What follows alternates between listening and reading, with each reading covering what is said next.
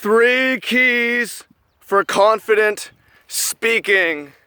If you want to demand attention, you want to command respect, you want to change people's worlds and lives with your words, then you're in the right place. That's what we're going to be working on today. Welcome in. Much love, Trav here. Really beautiful morning here in Humboldt. And whatever your motivation is, make a difference, command respect, be good at YouTube. Maybe you're working on a TEDx talk and want to make the most of that opportunity. You work on presentations as part of your career. Maybe you're in school and you see a future in public speaking. You want to be a motivational speaker. Whatever it is, it's something that we can work on, something that we can improve, and something that I'm happy to help and share about. My story, I can tell you, I remember the first time I was on stage. I was one of the 3 little pigs, and I had clutched my bundle of sticks in my eyes, and I mumbled my line and ran off stage. No one could hear me. Whatever. Came a long way from that, up through high school. Started on YouTube a little bit, college, took public speaking, was in the business school, and had to do a lot of presentations, which was very helpful, really, because in this world, it's more about how you are in front of people in a lot of ways than about what you write. It's possible to make bigger impact through video and speaking than through writing. People retain better when you speak. So there's a lot of reasons why it was good. So when I moved down here to Humboldt, I was invited to have an opportunity to talk for TEDx. And I thought, oh, I'm good at public speaking now. They want me to talk about gaming, why we play games and what games are good for in society. This is what I do. It'll be easy. So I rehearsed it a couple times and I went out there and it was not good, really. It was a waste of an opportunity. My script wasn't that good to begin with, but I forgot a few parts of it, and the organizer said, you did a better job in practice. And that's how I felt. It was good for branding, but I didn't want to share it that much. And I didn't want it to be the end of the story either. I wanted to close the circle. So I came back to the organizer. She said, we're doing another one the next year. And I said, hey, I really want to talk about why I go downstairs backwards, rethinking stairs. I think it can really change people's lives. And it's an idea worth spreading that will make people think. I know it didn't go amazing last time, but I've learned from my mistakes. I promise it'll be amazing this time. She said, all right, you have another shot at this. So TEDx round 2. And I did a lot of things different this time. I had a precise preparation, and that's what I'm gonna share with you today. And you can watch that talk, the second talk, Rethinking Stairs. It went awesome. Man, it got so many shares on Facebook, recently put up on YouTube, and it's growing, and opportunities are coming from it. People saying, yo, that really made me think. That was amazing. It changed my thinking. It changed my life, made my body feel better. I'm showing this to my grandmother, stuff like that. The type of feedback you want to see from anything that you do. And I know that it was worth it. And I want to share that with you because maybe you have one opportunity like I did and you don't want to waste it. Maybe you just want to be a master of what you do and want to learn from anyone who's done this sort of a thing. Or maybe it's just a dream to do TEDx eventually. So I'll tell you about that, and I'll be able to answer any questions if you have them in the comments as well.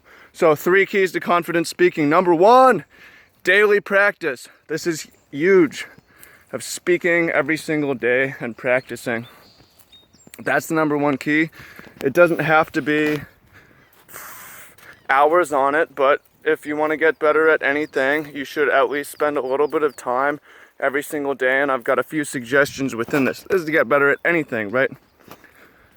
I had about 5-6 months before my talk, after I knew that I had it, before my talk, and I did a rehearsal every single day. It took me 15 minutes a day for 5 or 6 months, and by the time I got out there, I had done it so many times, it was so easy, it was automatic. I could play with the words and change a few things based on audience reaction. And I wouldn't have been able to do that if I didn't practice every day. So if you already have a talk in mind, that's something you can do.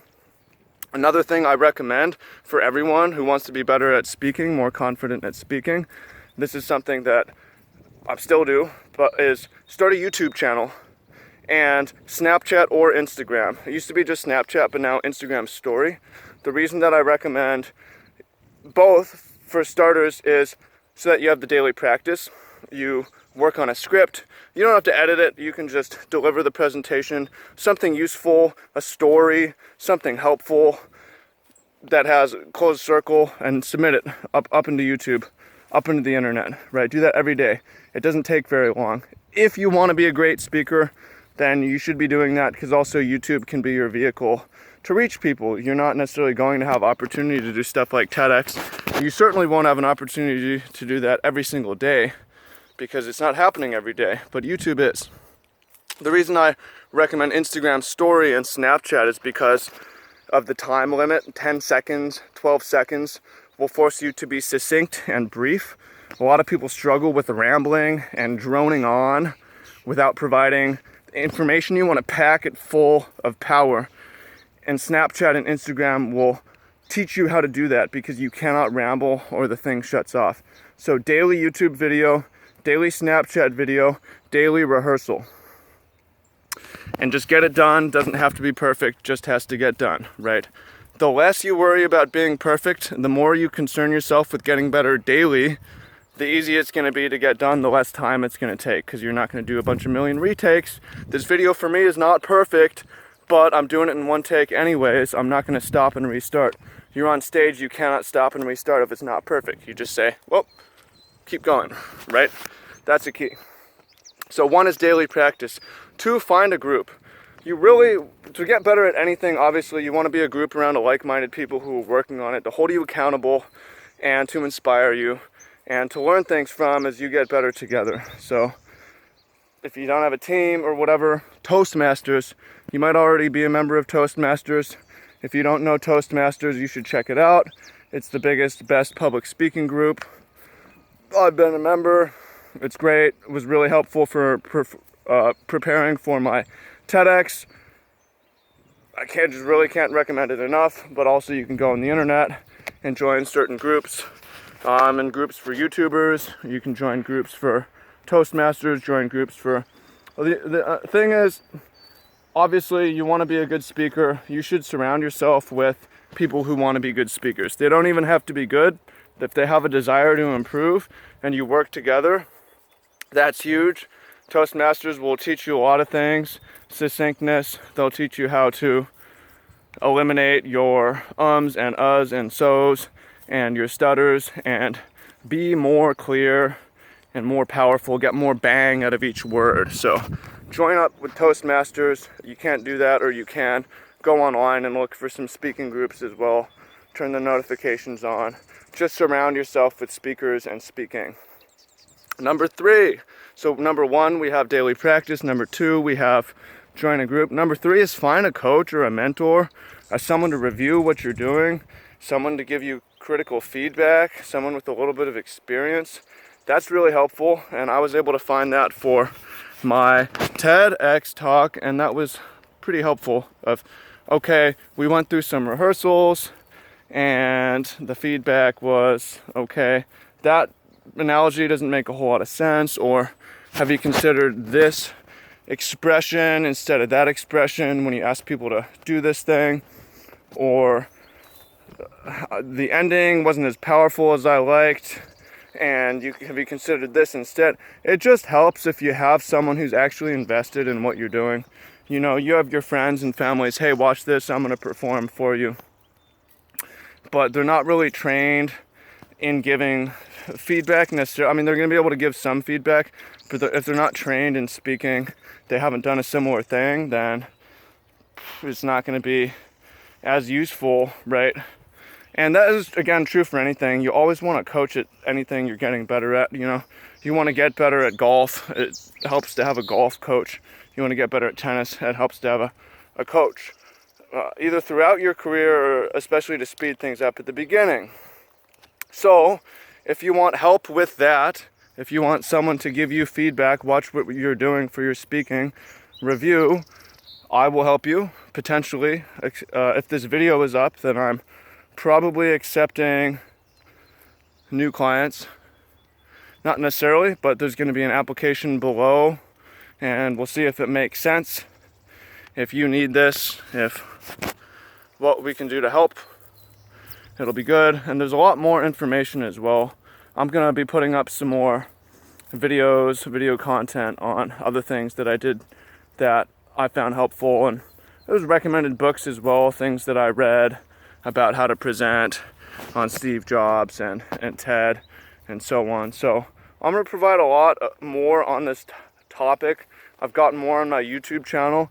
If this is for you and you want to check it out, then you should do that. For those of you who are like, yeah, I'm serious about this. I have a speech, I've got one opportunity, I don't want to waste it, or I really just want to be a great speaker, I want to improve for YouTube, I want to be able to have a 12-minute video with no takes, and I feel confident that that was good and people are going to listen to the very end. That sort of thing I can help you with right now, so you can go apply. There will be a link down below. Hit me up and I'll be back within 24 hours and we'll talk and again, see if it makes sense, see if I have the time, see how important it is, because I really only want to do it if it's very important to you, if it's like casual, right? So it's expected that if you do this that you're going to be practicing every day, and that is for something important, and that you're going to join a group, right? Because I want you to succeed. If we're going to do this, if we're investing in each other, it's not enough to just, now I'm a little bit better at speaking. You have to go execute somewhere, whether that's YouTube, Snapchat, or in-person presentation. And I'll tell you, it's definitely worth it. The feeling I had after my TEDx talk, Rethinking Stairs, I felt so good. It was like, that was worth it. I practiced, I put in so much work for that to close the circle here. Thank God that it wasn't just my one opportunity wasted. But for you, we can't guarantee second opportunities in life. So if you want to make the most of your one opportunity, then click that link down below. Everybody else, much love. And I'll see y'all in the comments. Peace. Talk to you soon.